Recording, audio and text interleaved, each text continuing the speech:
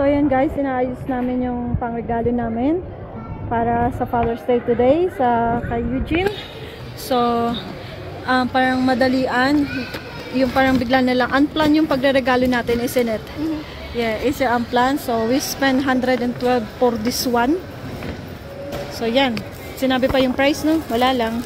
Wag mo na ipakita yung resibo, bayaan mo na yan. Sinabi ko na rin naman eh.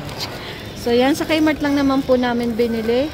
Ayun, susulatan pa pala nila. Sige, very good yan girls. Yan, Kmart namin binili. Unplanned, pumunta lang kami ng Kmart kasi may bibilin po kami dapat. Then sabi ng mga anak ko, yan yung sinusulat nila. Ewan ko ba kung makatarungan to para sa daddy nila. So yan. Yan guys. So yan, bibigay natin yan kay Eugene. So let's go girls.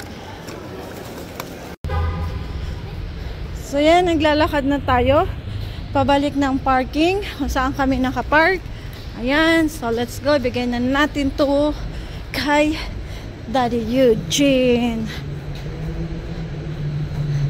Babs, Happy Father's Day! We got you something. That's right. Ano yan, angels? Underwear? Underwear? Naka-underwear ka? Basahin mo kaya nasa bilog. Anong bilog? Yan. Ang nakasulat. Two fathers from... From what?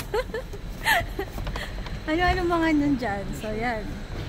What angels? Supply. The same one?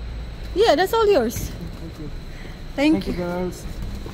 Happy Father's Day, Babs. Nabulol na. Father's Day.